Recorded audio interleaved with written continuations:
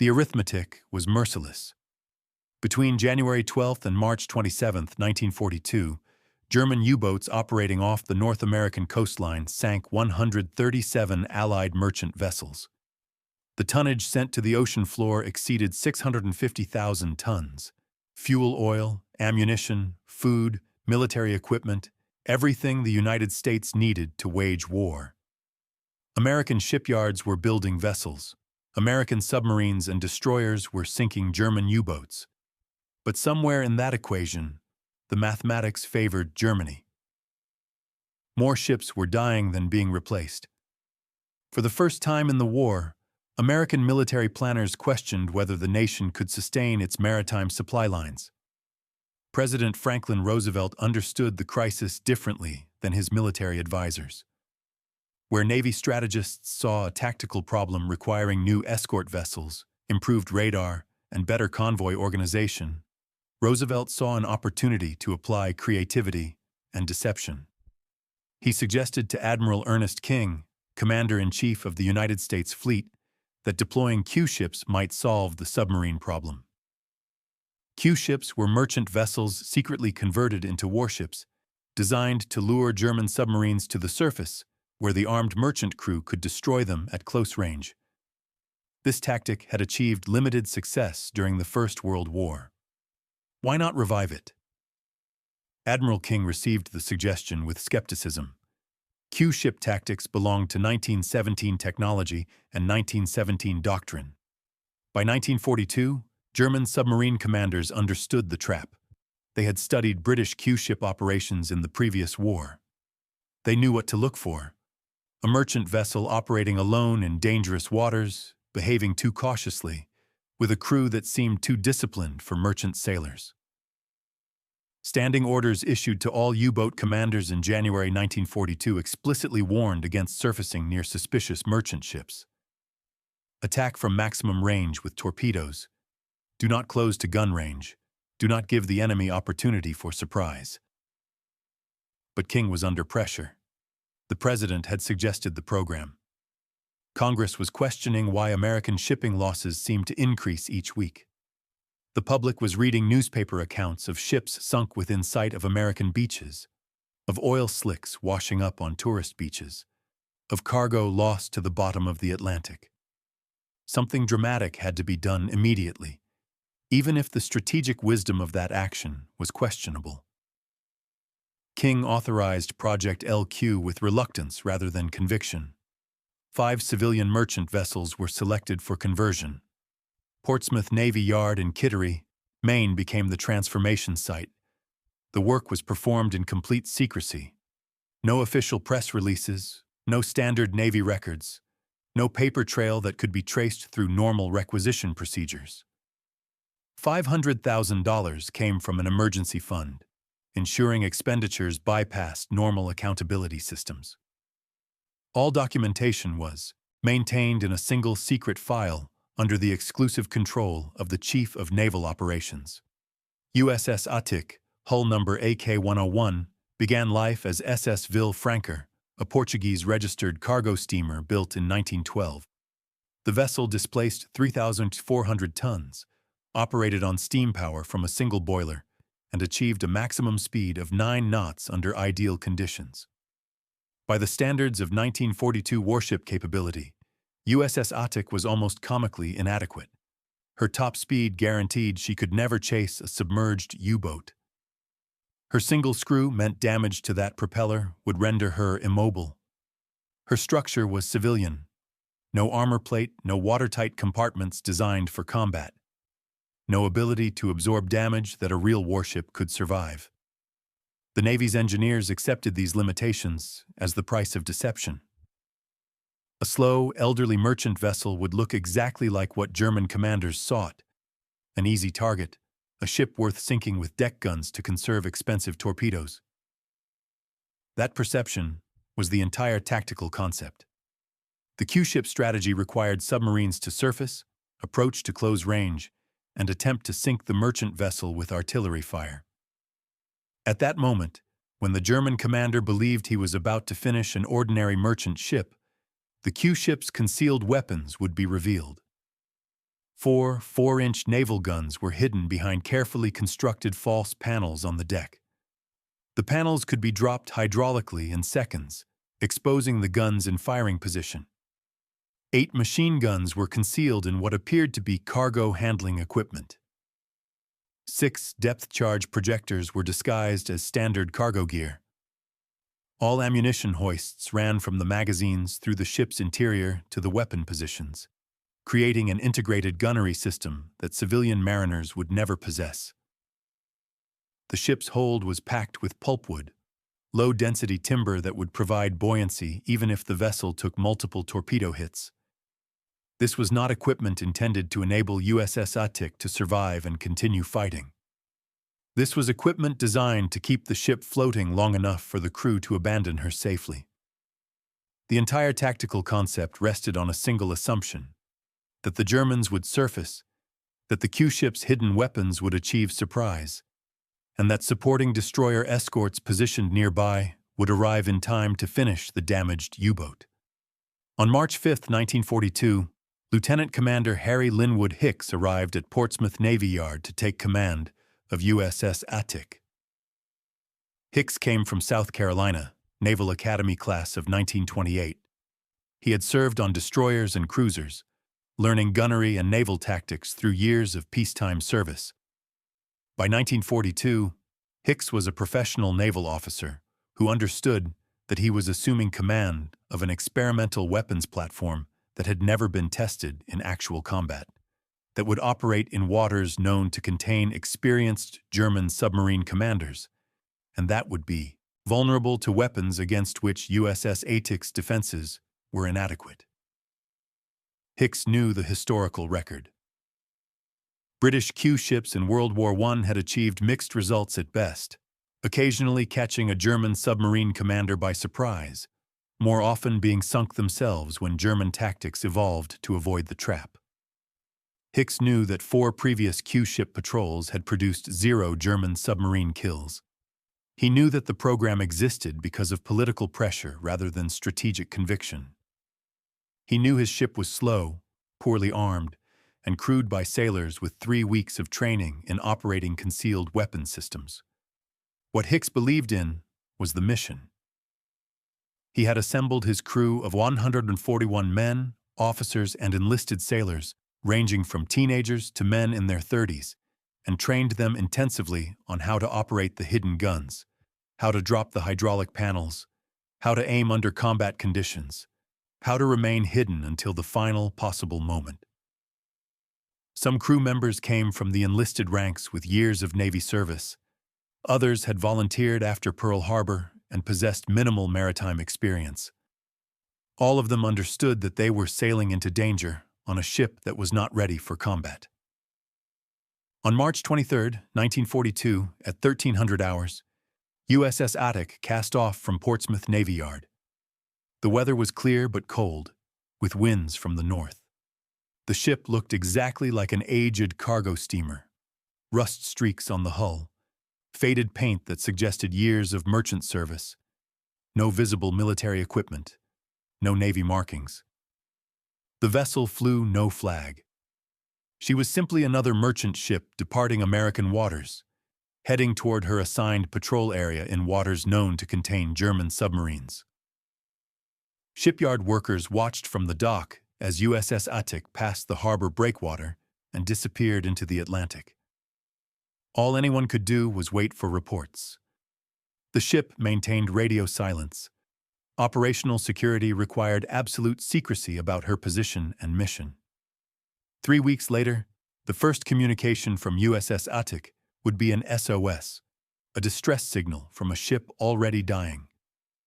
Captain Lieutenant Reinhard Hardigan stood on the bridge of U-123 on the evening of March 26, 1942, studying the smoke on the horizon through his binoculars. Hardigan was 29 years old, born March 18, 1913, in a Germany that still remembered Kaiser Wilhelm's navy.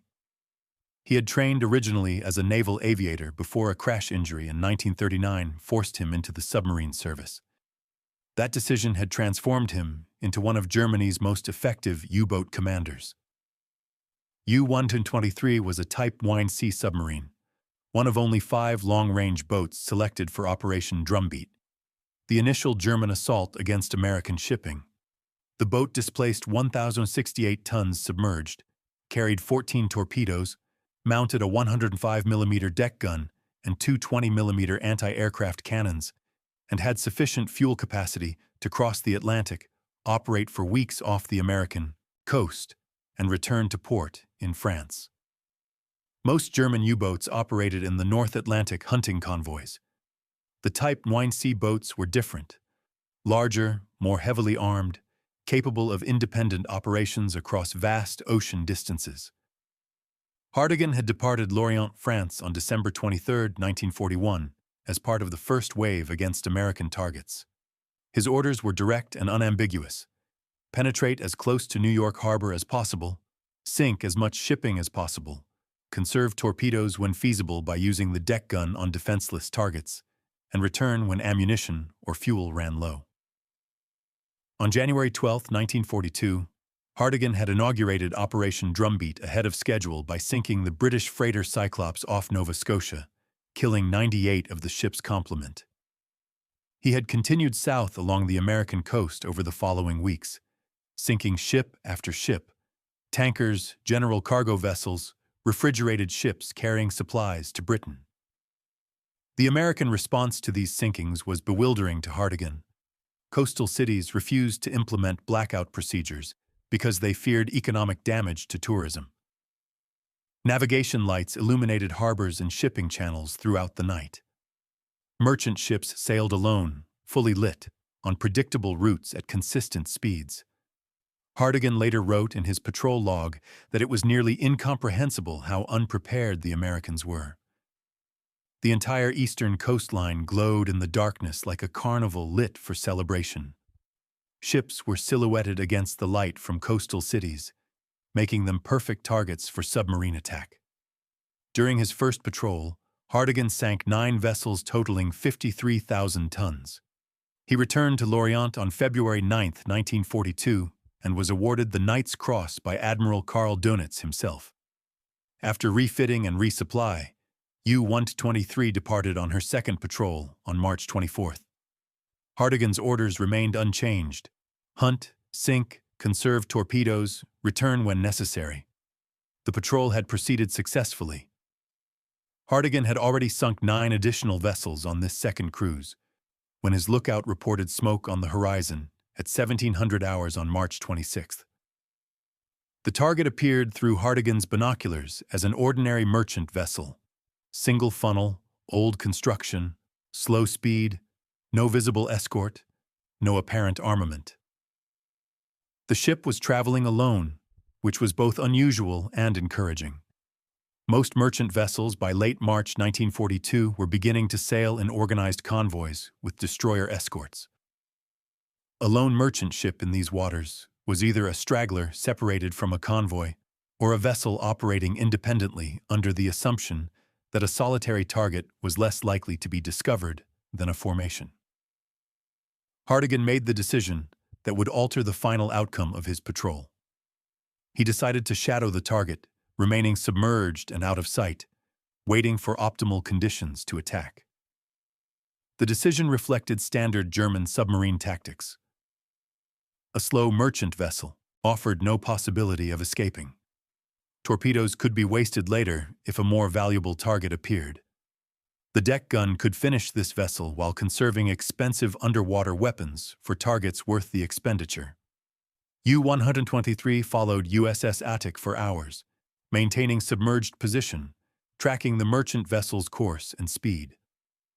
Hardigan calculated approach angles and planned his attack geometry with the precision that separated successful U-boat commanders from those who were captured or killed.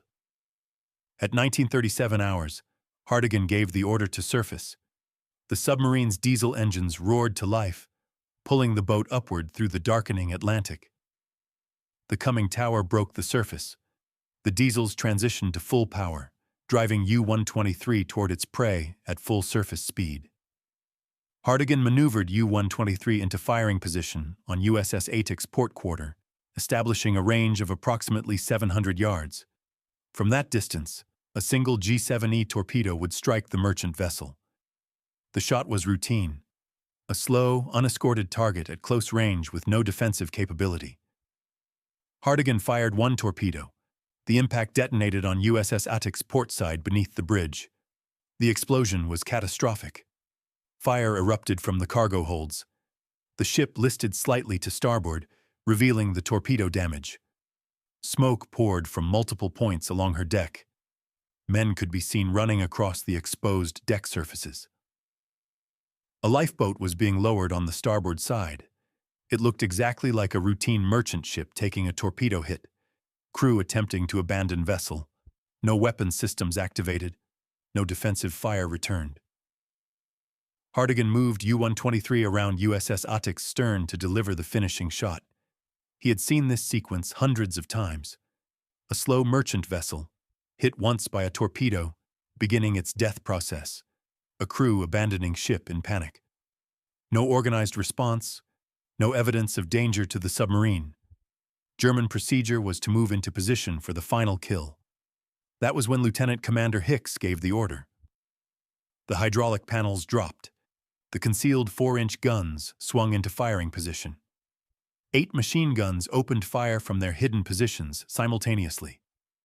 The first 4-inch shell landed short of U-123, raising a massive column of spray 30 yards from the submarine's hull. The second shell passed over the conning tower. The third shell missed high. The machine gun fire raked across the submarine's conning tower and hull, tracers painting lines of fire in the darkness.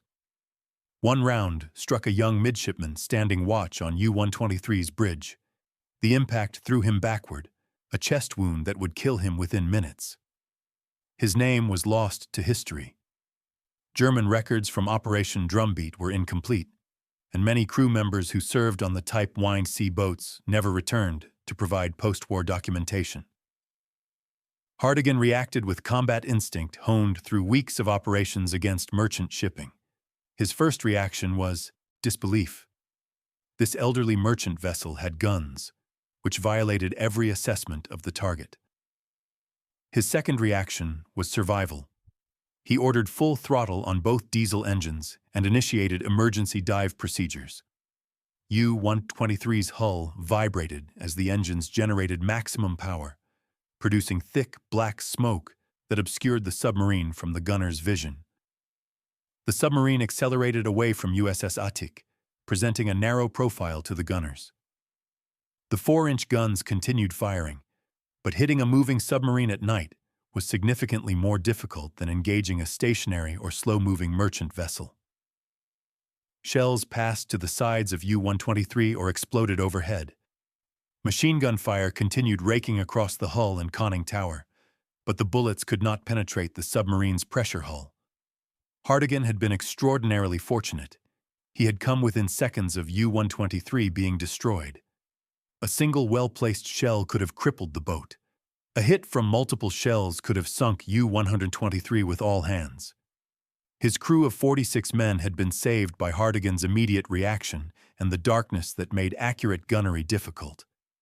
But one of his crew was dying from a machine gun round through the chest, and Hartigan would have to give him a sea burial within the hour. U-123 submerged as her diving planes pulled her beneath the surface.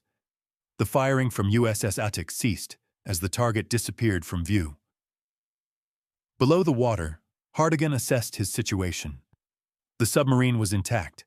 The engines operated normally. The pressure hull showed no signs of damage.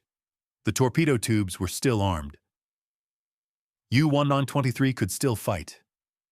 Hartigan remained submerged for approximately 2 hours, plotting a new approach vector toward USS Attic. The merchant vessel, which he now understood was some kind of armed trap, though the exact nature remained unclear, would be damaged and possibly sinking from the first torpedo. She would be attempting to remain afloat, possibly transmitting distress signals, certainly attempting to organize her crew for abandoned ship procedures. At 2129 hours, Hartigan brought U-123 back to periscope depth and observed USS Attic through the attack scope. The ship was definitely damaged. The port side showed severe damage from the first torpedo. Fire had spread through the cargo holds. Steam was venting from her boilers. The single propeller had stopped turning. The engine room had been flooded or destroyed. USS Attic was drifting helplessly, dead in the water. Hartigan fired his second torpedo. The weapon ran straight toward USS Attic's engine room section, where the submarine's impact calculation indicated maximum structural vulnerability. The torpedo detonated with force that threw the merchant vessel's stern upward and her bow downward. The explosion was significantly larger than the first detonation. Steam explosions from the superheated boilers added to the destruction.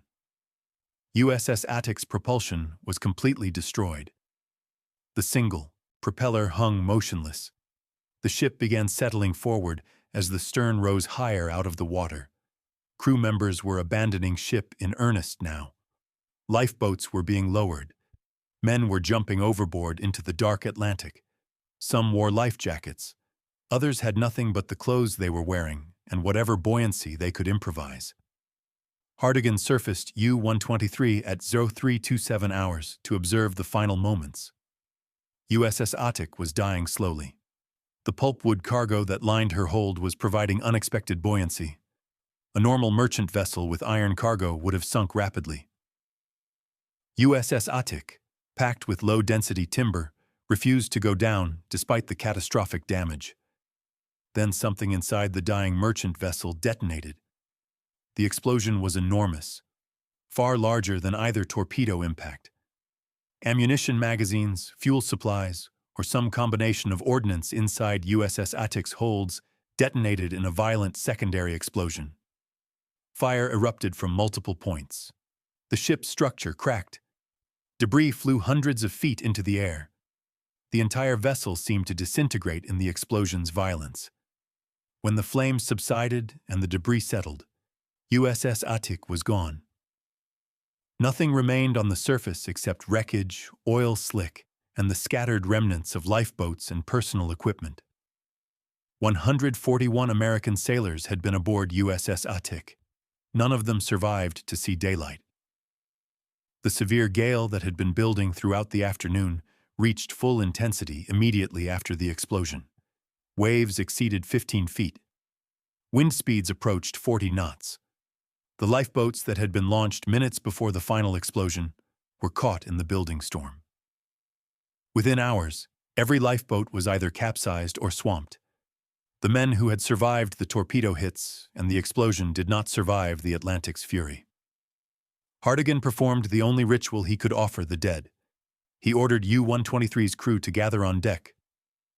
A German sailor named Willi Zorn, the midshipman who had been struck by machine gun fire from USS Attic's guns, was prepared for burial at sea.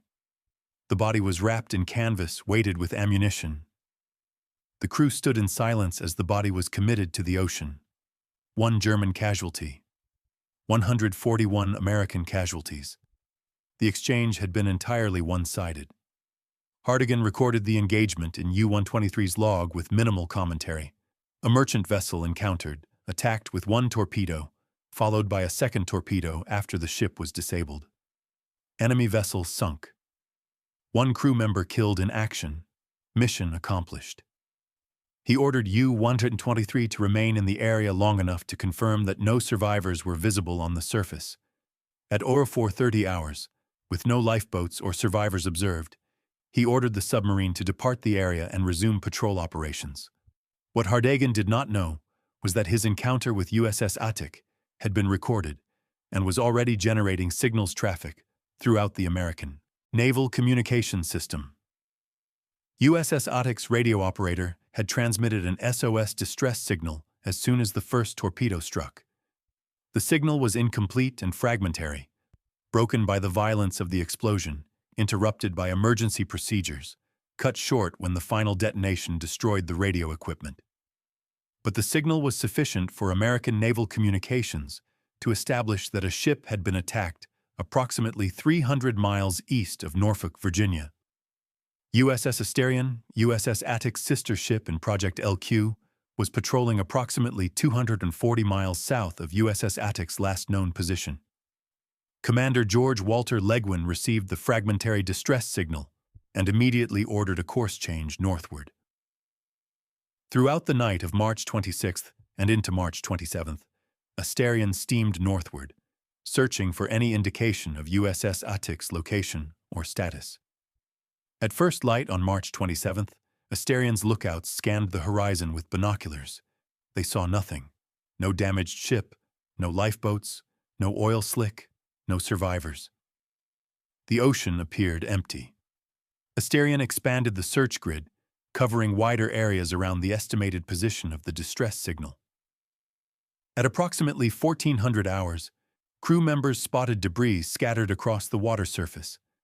Small pieces of wood, cork floats from lifeboats, an empty life jacket, patches of oil slick marking where a vessel had died. Legwin realized that if this debris came from USS Attic, then USS Attic was gone. Nothing remained to recover. The crew members he might have rescued had either died in the initial attack or had perished in the storm that had followed. Asterion had no bodies to recover, no wounded to transport to medical facilities, no survivors to interview. There was only debris. Legwin faced a command decision. He could continue searching the area throughout the day and night, hoping to locate lifeboats that might have drifted beyond the initial debris field. Or he could acknowledge that USS Attic had been lost with all hands and resume his assigned patrol mission. Search and rescue operations would benefit merchant sailors, but they would prevent Asterion from completing her mission to hunt German submarines. Legwin chose to resume patrol. Asterion was a warship, not a rescue vessel. Her mission was to locate German submarines and destroy them. By late afternoon on March 27th, Asterion had returned to her assigned patrol area and continued her hunt for U-boats. She would search for the next 4 days without encountering any submarine contacts. On March 31st, Project LQ's command structure ordered Asterion to return to port. The experiment was ending. Back at Portsmouth Navy Yard, Commander Legwin filed his patrol report with Naval Intelligence. He documented the fragmentary distress signal, his search for survivors, the debris field he had discovered, and his decision to resume patrol operations. Naval intelligence officers compared Legwin's report with other information available to the Navy. Radar plots, radio direction findings, fragmentary communications, all the available evidence pointed to a single conclusion. USS Attic had been attacked and sunk on the night of March 26-27, 1942. The engagement had lasted approximately 3 hours from first torpedo impact to final sinking. What the Navy did not know immediately was the specific nature of the attack, the identity of the German submarine involved, or the complete details of what had occurred. That information would emerge only when German records were captured at the war's end. Reinhard Hartigan's patrol log, when translated by American intelligence officers in 1945, revealed the complete story for the first time. U-123 had encountered USS Attic on the night of March 26th.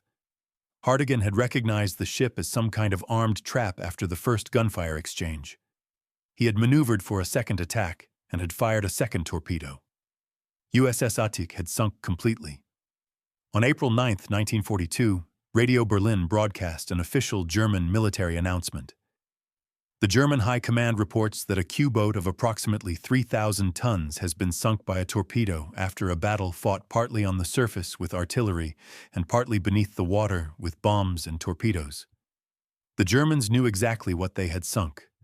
They had identified USS Attic as an American Q ship, a disguised warship designed to trap U-boats.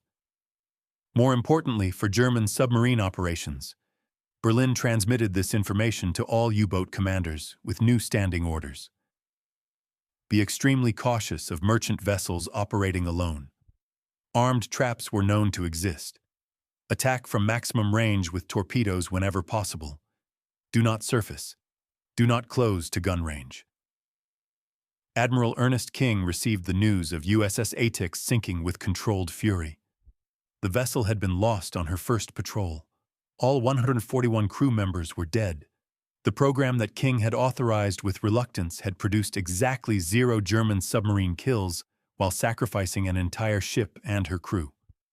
Worse, the Germans had publicly identified USS Attic as a Q ship, broadcasting the knowledge to all their submarine commanders. The element of surprise that Project LQ depended upon had been eliminated before the program had truly begun. King ordered an immediate comprehensive review of Project LQ. The review was conducted by senior naval officers and fleet staff who understood submarine warfare.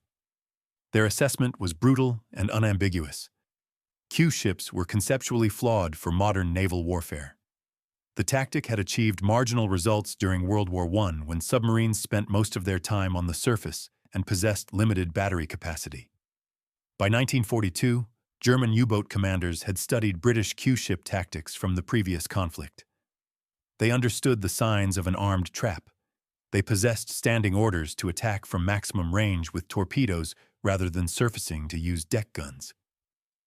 German submarine commanders, in 1942, were far more experienced and tactically sophisticated than their predecessors in 1917. The review also noted that Q ships were too slow to chase submerged U-boats. They were too lightly armed to fight surface engagements against modern submarines. They were extremely vulnerable to torpedo attacks. The crews had received only 3 weeks of training in operating concealed weapon systems.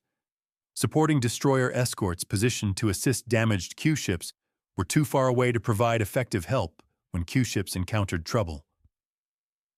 The entire program consumed resources: 5 ships, crews totaling over 500 men, extensive maintenance and supply requirements that could have been invested far more effectively in proven anti-submarine measures. King's decision was decisive. All Q-ship patrols were suspended immediately. USS Asterion was recalled from patrol in April 1942.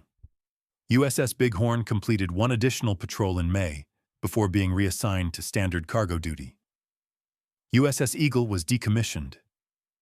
USS Captor was transferred to the Pacific Fleet, where she served as a standard patrol vessel, but never engaged any submarine. The only Q-ship that saw any real action was USS Anacapa in the Pacific, and she nearly sank 2 American submarines by accident when they entered her patrol area without proper identification signals. By August 1942, 4 months after USS Attic's destruction, Project LQ was formally terminated. The program had consumed $500,000 in resources, converted 5 merchant vessels into experimental warships, deployed crews totaling over 500 trained sailors, implemented complete operational security, and achieved precisely 0 German submarine kills. 1 American Q-ship had been sunk with all hands. The exchange mathematics were entirely one-sided and entirely wrong. The Navy did not publicly announce the loss of USS Attic. The ship's mission was classified. The program was secret. Officially, USS Attic had not existed. Crew families received telegrams marked "Missing in Action," with minimal details. The families were told their relatives were lost at sea. No specific information was provided. No explanation was given about what the ship had been doing or why it was operating in those waters. Official death notifications were not transmitted to the families until April 5, 1944, more than 2 years after the ship sank. Rear Admiral Russell Wilson, serving as Chief of Naval Operations during the Project LQ investigation, wrote a memorandum on July 2, 1942, that would govern how the Navy handled the USS Attic loss for decades. The ship should be considered lost on March 27, 1942. Aside from notifications already made to dependents, no further publicity will be given to the loss of this ship. The Navy did not officially acknowledge that USS Attic had ever existed until after World War II ended and German records were translated. Reinhard Hartigan returned to Lorient on May 2, 1942, completing his 2nd patrol of Operation Drumbeat. He had sunk 19 merchant vessels totaling 90,000 tons across both patrols combined. He was received as a successful U-boat commander. Admiral Dönitz personally decorated him with the Knight's Cross with oak leaves, Germany's highest military decoration. Hitler himself awarded the medal at German headquarters in East Prussia. Photographs from the ceremony show Hartigan, pale and thin after weeks at sea, standing at attention while Hitler pinned the oak leaves to his uniform. But Hartigan was exhausted. The physical and psychological strain of submarine warfare had accumulated over months of operations. The weight of commanding a boat, the constant tension of hunting and being hunted, the responsibility for 46 crew members' lives, all of it had taken a toll. On July 31, 1942, Hartigan relinquished command of U-123. He was reassigned to training duties with the 27th U-boat training flotilla in Gotenhofen. Later, he served as chief instructor at the torpedo school at Marine Schule Murvik. In the final phases of the war, he worked in the torpedo weapon development department, overseeing testing and development of acoustic and wire-guided torpedoes. In the war's final months, as German military forces collapsed, Hartigan was commissioned as a battalion commander in Marine Infantry Regiment 6, fighting British forces in the area around Bremen. Most officers in that unit were killed in the desperate final battles. Hartigan survived only because he was hospitalized with severe diphtheria in the last days before German surrender on May 8, 1945. British troops arrested him after the surrender.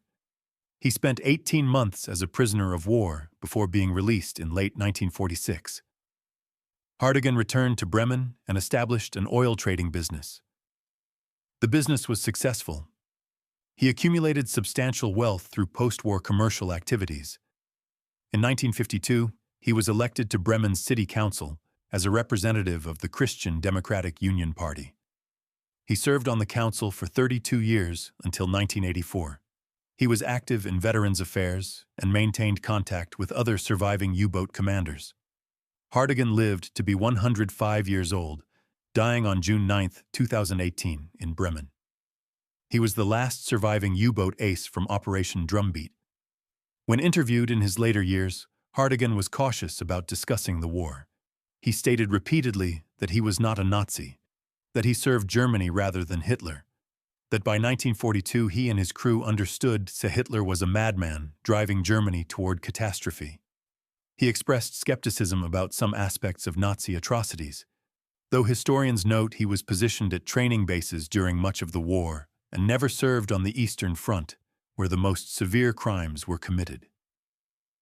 When asked about the merchant sailors he had killed during his patrols, Hartigan claimed he had attempted to help survivors when possible. He said he provided food and navigation directions to lifeboats. He stated that on at least one occasion, he had forcibly stopped a neutral ship and ordered it to rescue survivors from a tanker he had just sunk.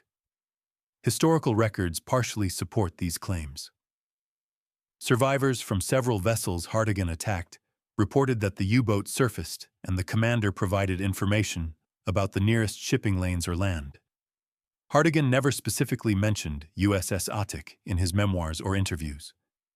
The engagement lasted only a few hours. To him, it was simply another merchant ship, another target. He did not realize USS Attic was a Q ship until German radio broadcast the announcement on April 9, 1942. Even then, he viewed it as nothing particularly significant. He had survived. U-123 had survived. He had sunk the enemy vessel. Mission accomplished. Move on to the next target. The fact that 141 American sailors died in the engagement apparently did not generate particular reflection. They were the enemy. They were attempting to kill him. He succeeded. They failed. That was war. Across the Atlantic, the United States Navy was learning different lessons from the Battle of the Atlantic. As 1942 progressed and the submarine crisis continued, Navy planners gradually implemented measures that would prove far more effective than Q ships. Convoy systems became standardized.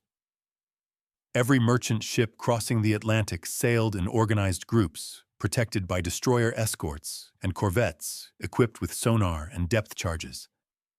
These escorts worked in coordinated teams, sharing information, covering each other's defensive blind spots. When a U-boat attacked a convoy, it faced immediate counterattack from multiple warships simultaneously. Air coverage extended progressively farther into the Atlantic as new long-range patrol aircraft entered service. The consolidated B-24 Liberator, modified for maritime patrol, could fly nearly 2,000 miles from its base. These aircraft were equipped with radar that could detect surfaced submarines from miles away. They carried depth charges and could attack U-boats before the submarines even knew they were under observation. The so-called Atlantic Gap, the area in mid-ocean beyond the range of land-based aircraft, progressively shrank as new airbases were established in Greenland, Iceland, and the Azores. By late 1943, there was no gap. Every convoy received continuous air cover throughout its entire Atlantic crossing.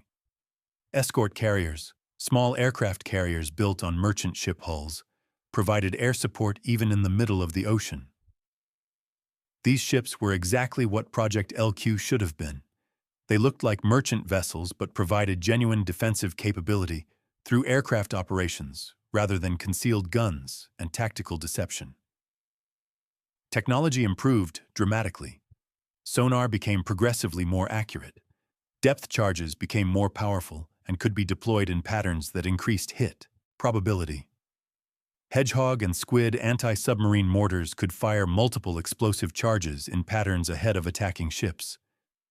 Radar capabilities improved to the point where systems could detect periscopes and even submarine snorkels. Direction-finding equipment could locate U-boats by detecting their radio transmissions. Code-breaking operations became increasingly sophisticated. By mid-1943, Allied intelligence was reading German naval communications with regularity. Convoy routes were adjusted to avoid known U-boat concentrations. Task forces were dispatched to hunt specific submarines whose positions had been revealed through decrypted messages. Training improved exponentially. New destroyer escort crews attended specialized schools where they learned anti-submarine tactics, practiced attack runs, studied U-boat behavior patterns, and learned to operate as coordinated teams. By 1944, American and British escort crews had become highly skilled professionals who understood their business inside and out. They trained constantly. They shared information. They learned from each other's experiences. They developed new tactics based on operational feedback. Industrial production overwhelmed German submarine capabilities. American shipyards built Liberty ships faster than U-boats could sink them. In 1942, the United States launched over 5 million tons of merchant shipping. In 1943, the production rate exceeded 19 million tons. By 1944, American production rates had reached levels that exceeded anything German submarines could possibly destroy. Even at the peak of U-boat effectiveness in 1942, submarines had sunk less than 8 million tons annually. The mathematics were unsustainable for Germany. American production would eventually outpace German destruction capacity by an overwhelming margin. By May 1942, 3 months after USS Attic was sunk, U-boat losses in American waters had begun increasing. 3 submarines were destroyed. By June, 5 more went down. By July, 7 additional U-boats were sunk. The kills were not from Q-ships. They came from destroyer escorts, patrol aircraft, and improved convoy tactics. By September 1942, German submarine operations off the American coast had become too dangerous to sustain. U-boat commanders were ordered to concentrate on mid-Atlantic convoy routes, where American defenses remained weaker. Operation Drumbeat, the initial German offensive against American shipping, was terminated. Between January and August 1942, German U-boats operating under Operation Drumbeat sank 397 Allied ships in American waters. Over 2 million tons of shipping were lost. Approximately 5,000 merchant sailors were killed. Cargo worth hundreds of millions of dollars sank to the ocean bottom. It was the single greatest loss of merchant shipping in American waters during World War II. But the tide was turning. By 1943, as new convoy tactics, improved equipment, and better training became standard throughout the Navy, the submarine threat to American merchant shipping was progressively contained. By 1944, German submarines were being hunted and destroyed faster than Germany could build replacement boats. The Battle of the Atlantic was being won. not through clever deception or tactical traps, but through systematic application of proven methods, technological advancement, coordinated tactics, and industrial production capacity. USS Attic and her 141 crew members never saw that victory. They died in March 1942, only 3 months into America's war, sailing a ship that was not ready for combat, executing a tactical concept that could not succeed against experienced enemy commanders, participating in a program that would be canceled 3 months after they were killed. Their bodies were never recovered. 5 empty lifeboats were found drifting 80 miles south of the attack site, blown off course by the storm. These boats were marked with USS Attic's identification numbers. That was the only physical evidence ever recovered that the ship had existed. The wreck of USS Attic has never been found. The Atlantic Ocean is deep where she sank, approximately 300 miles east of Norfolk, Virginia. The currents are strong. Wreckage from World War II ships is scattered throughout the Atlantic, a graveyard of vessels sunk during the convoy battles. Fishing boats occasionally bring up pieces of metal or equipment, but identifying the source is virtually impossible. USS Attic could be anywhere within a 100-square-mile search area. The ship could be intact on the seafloor or scattered in fragments across miles of ocean. The pulpwood cargo that kept her afloat after being torpedoed may have disintegrated decades ago. The hidden guns might be buried in sand. The hull might be covered in marine growth and corrosion. Nobody knows. Nobody is looking. There are too many wrecks, too much ocean, and too few resources dedicated to historical recovery. USS Attic is simply one more casualty of a war that concluded 80 years ago. The ship exists primarily in memory, and even that memory has been limited because the program was classified for decades. Most Americans have never heard of USS Attic. Most historians do not mention Project LQ. The program was an embarrassment to the Navy, a failure that contradicted the institution's professional judgment. There was pressure to forget it, to move past it, to focus on strategies that actually worked. But forgetting failures means risking their repetition.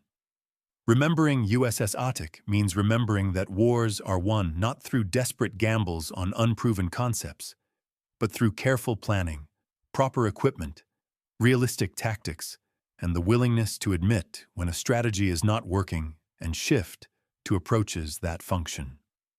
The United States won the Battle of the Atlantic because the Navy eventually abandoned failed programs like Project LQ and concentrated resources on solutions that actually worked. Convoy systems, air patrols, radar, sonar, destroyer escorts, and time for training and for American industrial production to overwhelm German destruction capacity. That lesson cost 141 lives. Those men deserve to be remembered. They were brave. They knew the mission was dangerous. They volunteered anyway.